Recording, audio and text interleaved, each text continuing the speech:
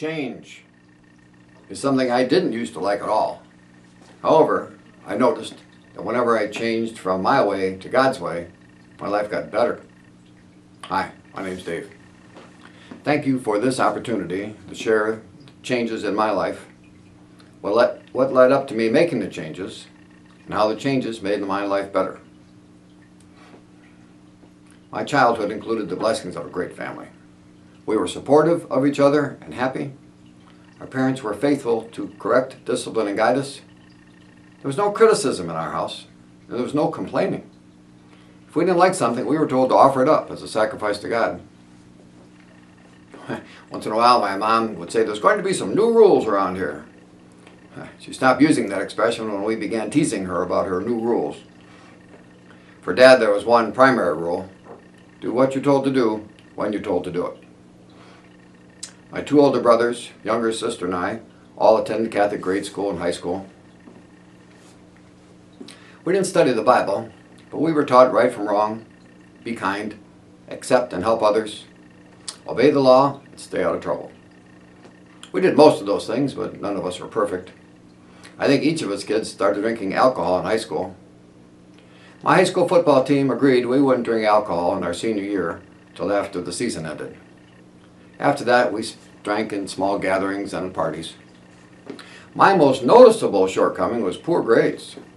I graduated from high school with less than a C average. This was in great contrast to my siblings, who earned all A's and B's. Two of them were high school valedictorians. My parents' attitude of no criticism, no complaining applied to my grades. However, as I mentioned, they were faithful to correct, discipline, and guide us. Despite my poor grades, I was accepted at Northern Michigan University. In 1966, as a 17-year-old freshman, I was 500 miles away from home, living in the dorm, and immersed in the world's way of thinking and living. I worked hard my freshman year and earned grades good enough to transfer to Michigan State the following year. My grades declined in my sophomore year. I lived off campus in my junior year, and we had frequent drinking and dancing parties at our house. Although others could handle a distraction, I flunked out of college. In 1969, if you weren't a student, you were drafted into the Army for 2 years. At that time, it was also possible to enlist in the Marine Corps for 2 years, and I did. The adventure included 6 months in Vietnam. I earned the rank of corporal, and exactly 24 months was honorably discharged. When I returned to MSU, there were two changes. One, I was back in study mode. For the first and only time in my life, I made the honor roll. Woohoo! The other major change was marijuana replaced beer. What a surprise! When I left in spring of '69, every Friday afternoon there were many TGIF parties. These are open house style parties thrown by students who lived off campus in a house or an apartment. And any student could pay $2 at the door, walk in, and drink freely from the keg of beer inside. When I returned in January of '72, there were 0 TGs. Party activities were smoking grass and listening to music. No dancing. Dancing was only at the bars. I joined the party and went to the bars. I purchased a 10-year-old van from a carpenter who used it for work and turned it into a travel van. I had the outside cleaned up and painted, and on the inside I installed paneling on the walls and covered the ceiling and put carpet on the floor. I installed two closets and one bed. I met a girl in class. We fell in love and got married. After the wedding, in the spring of '73, we drove the van on a month-long trip to California and stayed there for 2 months and worked. I got a job as a construction laborer. She worked as a waitress. Then we took 2.5 weeks driving back. I went back to class in September. I graduated the following spring. I began my college in 1966, and I finished in 1974. During the 1960s and the 1970s, there were many changes on campus. They included women's rights, miniskirt, burn and ban the bra, birth control pill, sexual revolution, marijuana, and dramatic changes in music. About a year after leaving campus, I came across another movement of the 60s and 70s, the Jesus movement. My heightened spiritual awareness was initiated by a guy who was a housemate of mine when I flunked out of college. He was also a high school friend and a football teammate. He had become an enthusiastic Christian, and he said to me, "Why don't you read the Bible and see what it says for yourself?" I did, and it was the biggest relief of my life. I had always thought, in order to get to heaven, the things I did which were bad had to be somehow balanced out by the things I did which were good. And I was concerned because I knew there was no way I was going to cross that chasm for myself to heaven. It was a great relief to learn you couldn't earn heaven. I read in many places in the Bible what is summarized in Romans chapter 6, verse 23. For the wages of sin is death, but the gift of God is eternal life in Jesus Christ our Savior. Romans 6:23. And verse 5, if we have been united with him like this in his death, we will certainly also be united with him in his resurrection. And, for it is by grace you have been saved, through faith. And this not from yourself, it's the gift of God, not by works, so that no one can boast. Ephesians 2:8 and 9. I admitted I was a sinner and couldn't earn heaven. I believed Jesus died and rose from the dead. I trusted in Jesus to get me to heaven. By trusting in Jesus, I united with him in his death and in his resurrection. During this time of my life, I changed from my way of getting to heaven, by what I did, to God's way of getting heaven, by trusting in what Jesus did. After we were married for a couple of years, I went to work as a salesman for a manufacturer of paper products. And I was assigned the territory on the west side of Michigan. Our 3 sons were born in East Grand Rapids in a span of 4 years, while we lived in a nice house in a wonderful neighborhood that had 8 families with kids the same age as ours. Before the kids came, there were some problems in our marriage, but everything seemed fine now. Financial problems are struggles of their own, and they can also make other problems worse. At this time, our finances were on an upward path. A customer of mine offered me an opportunity to build a territory selling packaging and industrial supplies. I accepted the job, and that began an 8-year period where our finances started off going down gradually at first, and they were eventually wiped out completely when a company I started failed. During this period, there was a time my commitment to my work goals and my belief they'd be successful carried me through struggles and difficulties. And there was a time when my commitment and belief worked against me, and I kept pursuing my work goals when I should have abandoned them. There was a time we sold our house we had lived in for 6 years and went back to renting. There were many times I felt I was pushing against an immovable object. And there should have been a time when I changed from focusing on things happening at work in my way and in my time to trusting in God having good things happen in his way, in his time. Unfortunately, there wasn't that time when I changed until it was too late. I love my wife. I was very sad when she divorced me. Knowing our kids would grow up in a broken home was disappointing and surprising. Everything in my world was falling apart. Supplier sued me, and I barely choked back the tears while answering the judge's questions. I was in an overwhelming disaster I had never been in before, and I had never seen anybody else in it. Having caused myself to be in it, having caused this problem myself, I didn't see any way that by myself I could get out of it. I did see there was a way to get out of it when I read Psalm 1, verses 2 and 3. It reads like this. The person whose delight is in the law of the Lord and meditates on it day and night is like a tree planted by streams of water that yields its fruit in season, and his leaf does not wither. Whatever he does prospers.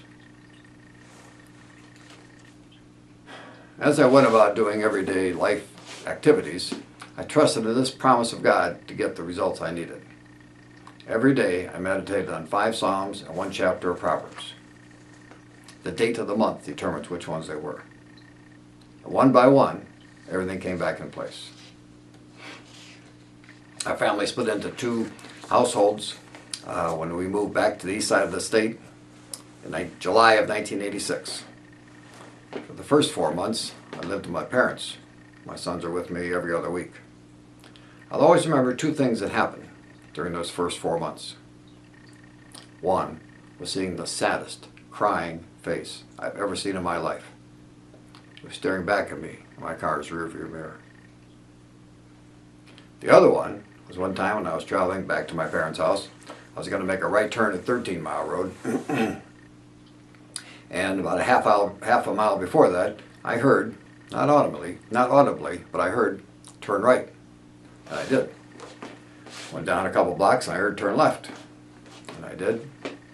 Went down half a block and I heard, there's your house. And I looked and I saw the house and a for sale sign. As broke as I was, everything worked out perfect to buy the house. I wasn't even looking for a house. I was just trying to survive, and my main way of doing that was meditating on God's Word. At first, my sons are with me every other week. After 6 years, they're with me all the time. Good things are happening at work, some of them with little or no effort on my part. I wasn't getting ahead on my bills, but I was keeping up with them. Every once in a while I got a little bit behind, but there was money I could get from the house. The rising cost of house and the lowering of interest rates, plus my fixing up the house, made some cash easily available, and I refinanced 2 or 3 times and stayed ahead of the bills. I looked around after a while and I thought, things wouldn't be so bad if I was 15 years younger. So I began thinking and acting as if I was that, and I still do that. In the mid-90s, an opportunity came up to buy a company that was a manufacturer's representative for packaging material. I couldn't afford to buy it outright, but we reached an agreement where I'd pay them 30% of the commissions every month until it was paid off. And in a few years, it was paid off. My sons grew and eventually moved out of our house. Looking back at that time, all I remember is unity, love, and respect. When my youngest son had finished his 2nd year of college, I went out on my first date. It happened like this. It was in August of 2001. I was grocery shopping, and I was in the beginning of the first aisle, and I felt something unusual was happening. And when I got to the end of the first aisle, I ran into Beth. Beth is a widow, and her 2 sons had gone to school with my sons. 6 years previous, she and I sat in the stands together the whole season, watching our sons play basketball. We walked up and down the aisle, the grocery store aisle, shopping and talking. When we got to the checkout counter, I asked where she was going to church. She said she was looking for a new church. I asked where I was going. I told her, and she said last night her neighbor had suggested that church to her. So I picked her up on Sunday. We went to church together. I don't remember the message at church, but I know we went to the Big Boy for lunch afterwards. Waitress had brought our food and then left, but we didn't have any silverware. But I saw there was some silverware at a table over there, so I went over and got it and came back and sat back down. And as I sat down, we noticed people going to that table as they returned from the salad bar. While they were at the salad bar, I'd stolen their silverware. That sort of thing happens on first dates. Sometimes things don't work out, and sometimes they do. We married 4 months later. She's perfect for me. Not perfect, perfect for me. We flew to Hawaii for a honeymoon and recently celebrated our 21st wedding anniversary. It wasn't until 2018 that I noticed something unusual about the timing of that first date. The time between July 1986, when our family split into 2 households and broke up, to August of 2001 was exactly 15 years. During that time, I changed from my way of focusing on my goals and things I wanted in my time to God's way, and trusting in Him to things work out in His way and in His time. I became aware of Celebrate Recovery through a series of events that began with a high school friend. Like the high school friend who suggested I read the Bible for myself, this guy was also a member of the football team that agreed we wouldn't drink alcohol in our senior year till after the season ended. Radiation treatment for throat cancer made it so he couldn't swallow. Well, he was an alcoholic, and in order to get the alcohol he craved, he poured it into his feeding tube. On Thanksgiving Friday, 2011, myself and 3 other teammates knocked on his door. 2 of the guys have been attending AA Alcoholics Anonymous meetings for decades. Our struggling friend knew why we were there. We began going to his home every week, and he began to be able to stay sober for longer and longer periods of time. Another teammate and other classmates who lived nearby attended the weekly gatherings. Guys that moved to other states would come when they were in town for visits. Our struggling friend wanted to die sober, and when he died in July of 2013, he had been sober for the previous 9 months. A little while after this, myself and other members of Oakwood Community Church decided we wanted to have a Celebrate Recovery group at our church. Celebrate Recovery is a Christ-centered recovery group. Alcoholics Anonymous talks about a higher power and has 12 steps of recovery. Celebrate Recovery has Jesus as our higher power, and the same 12 steps which we combine with 8 biblical principles based on the Beatitudes Jesus taught. Alcoholics Anonymous is for alcohol and drugs. Celebrate Recovery is for alcohol, drugs, and all other of life's hurts, hang-ups, and habits. A hurt is something that damaged your heart. Examples would be abuse, betrayal, divorce, rejection. If we don't satisfactorily recover from a hurt, it can turn into a hang-up. A hang-up is a distorted belief about someone or something. Examples are anxiety, anger, codependency, fear. If a person doesn't fully recover from a hang-up, it can turn into a bad habit. Bad habits are a destructive addiction or compulsion. They include alcohol, drugs, food, pornography. At our church, our Celebrate Recovery meetings are every Monday night at 7 p.m., even if it's a holiday. The format for our meetings in Ortonville, Michigan, are exactly the same as the format at 30,000 other Celebrate Recoveries around the world. We begin with a time of focusing on God. We have a few songs of worship and praise, and then we move into either a testimony or a lesson. We alternate every week. From the testimonies, we get hope. If God did it for the speaker, He can do it for us. In the lessons, we get help. We learn how to walk the 12 steps. One of the things we learn is that impossible jobs are God's jobs. Open Share is a place of healing. James 5:16 tells us, "Confess your sins to each other and pray for each other so that you may be healed." Open Share groups are divided by gender, but it's said they're strictly confidential. There's no judging, and there's no trying to fix anybody. Everyone is to focus on their own issues. The 12 steps of recovery have walked millions to freedom from their destructive addictions and compulsions. They also work for less severe problems. It's not always easy for us to identify our own hurts, hang-ups, and habits, or know God's way to recover from them. At Celebrate Recovery, I was able to identify and recover from a few things. These weren't life-threatening things, but my life is better without them. The first thing I became aware of was that I still felt guilty and unforgiveness towards myself for failing in my first marriage, which ended 30 years before. This may sound strange to you, but the way I did it is I set aside a time to have a conversation with myself. and I admitted to myself that I had failed, and I asked myself for forgiveness, and I forgave myself. End of story. If others failed, so can I. I wish I had done a better job, but that's behind me now. Here's a little interruption in this testimony. As I'm typing it up, I realized that I never forgave myself for getting such poor grades in high school.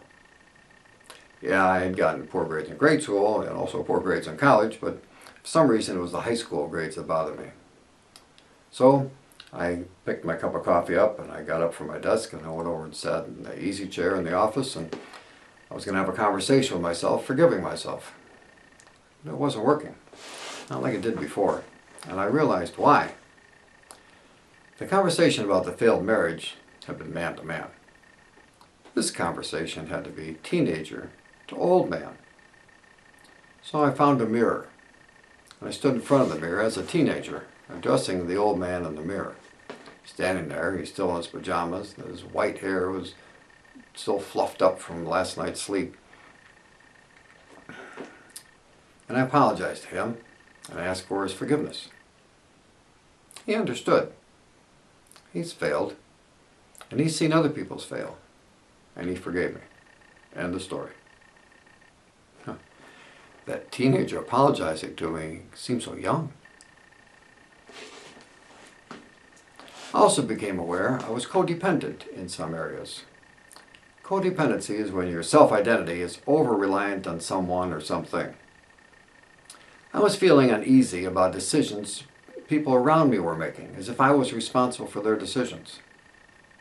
What helped me get out of that was when I read 1 Corinthians 3:6. Paul wrote it, and it says, "I planted the seed, Apollos watered it, but God made it grow." I now read it this way. I planted the seed, that's Paul's job. Apollos watered it, that's Apollos' job. But God made it grow, that's God's job. I now see a little clearer that I'm not responsible for things that aren't my jobs, even though I'm around them. I'm only responsible for things that are my jobs. I got rid of that codependency, and now I have freedom and peace in that area. Also became aware I felt anxious about some things. And I found a good way to get over that anxiousness too.